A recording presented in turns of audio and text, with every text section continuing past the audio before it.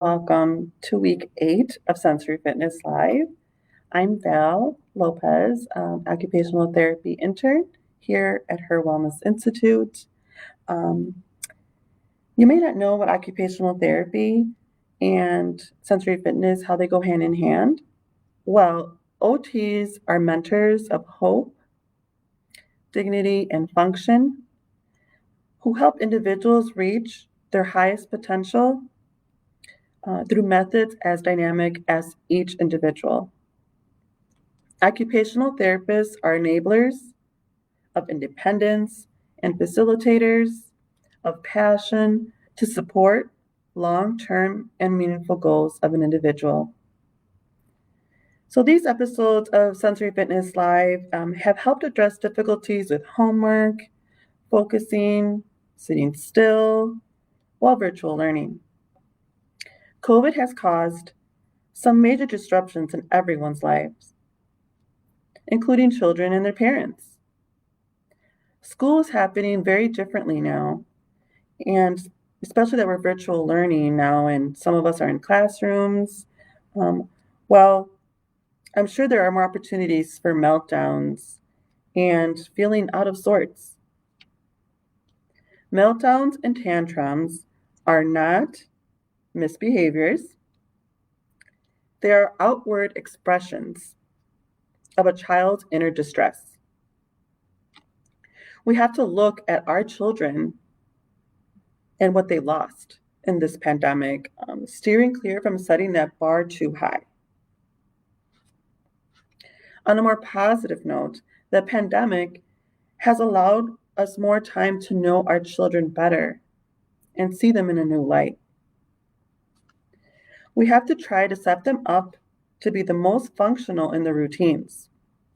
Therefore, sensory fitness will help manage when you're feeling out of sorts by helping us to regulate our brains so that we have that focus, alertness, and connection to be in that just right ready gear.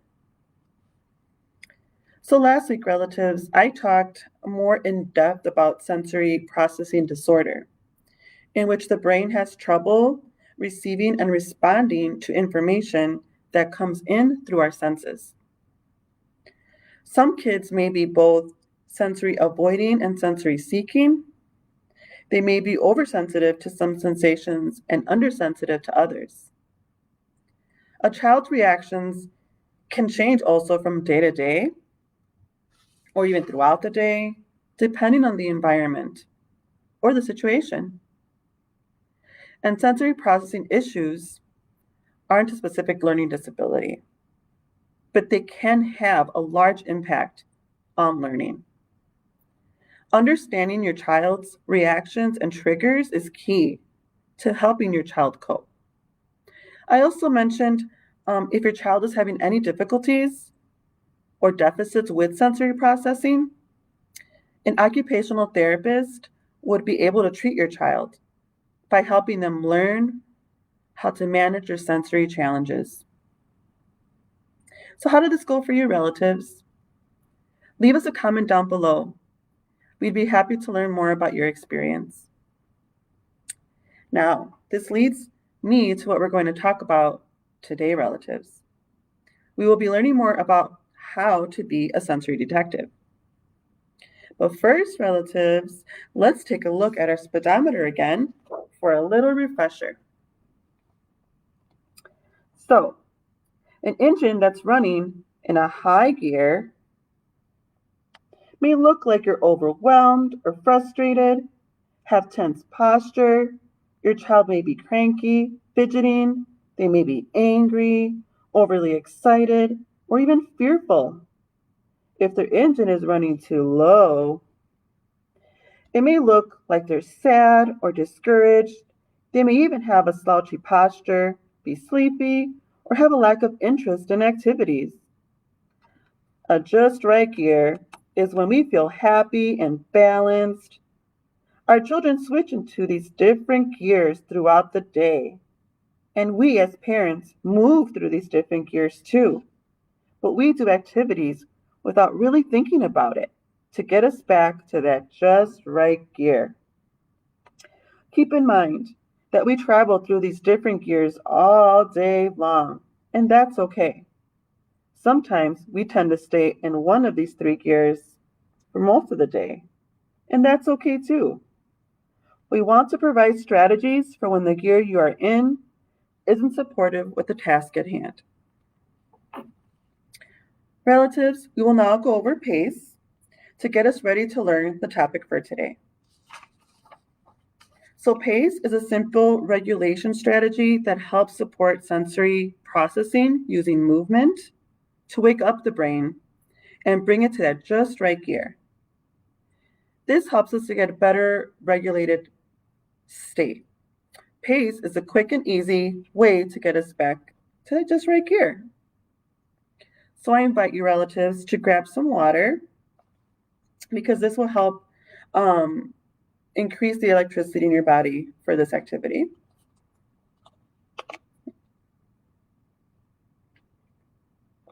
Okay, and now from a seated position or even standing, you will go down and touch your toes and then come back up.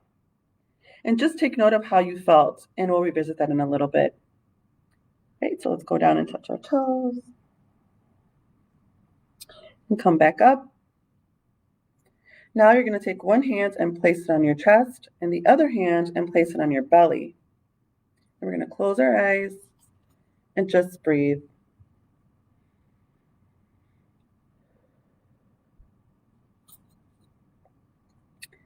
And then we're going to take one hand, your right hand, and bring it to your left knee, and then take your left hand into your right knee and just kind of alternate as we go.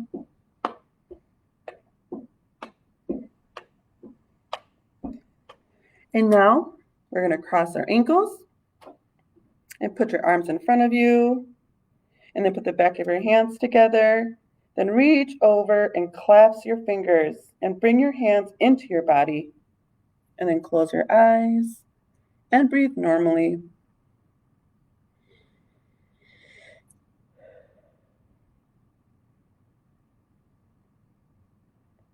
Then we're going to uncross our arms and our legs. And then we're going to bring our fingertips together. Now, bend back down and try to touch your toes again, and then come back up.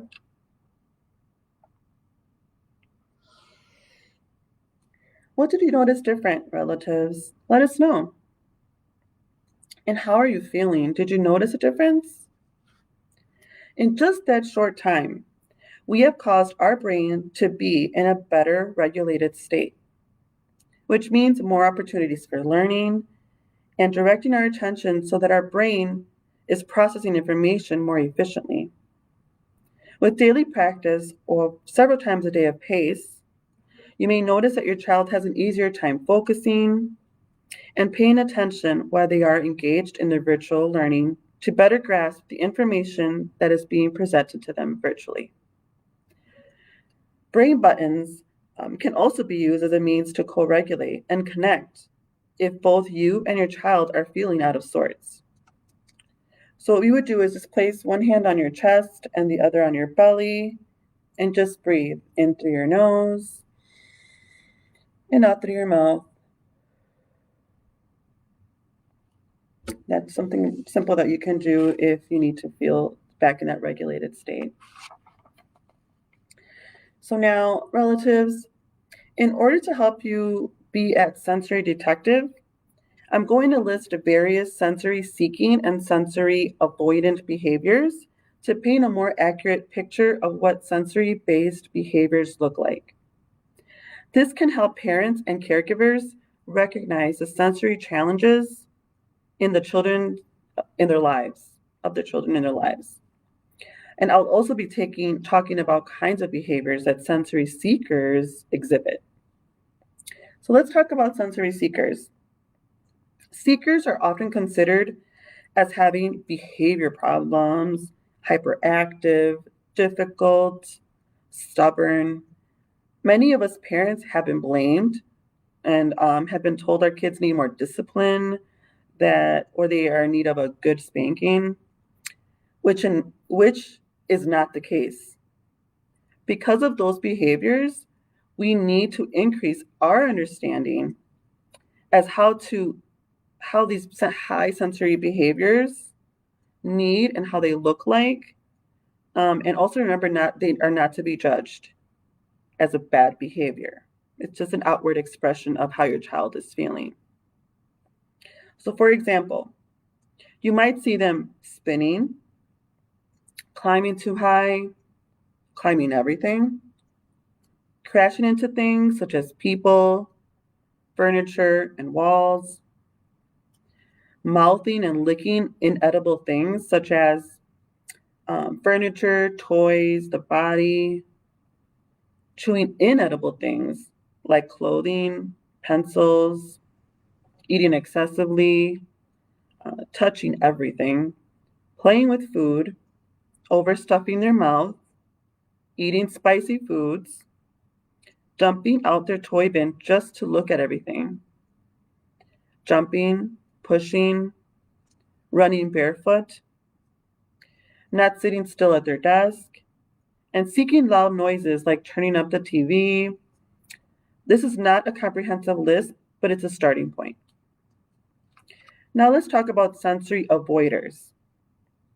Sensory avoiders are probably what comes to mind when people think of a child with sensory issues.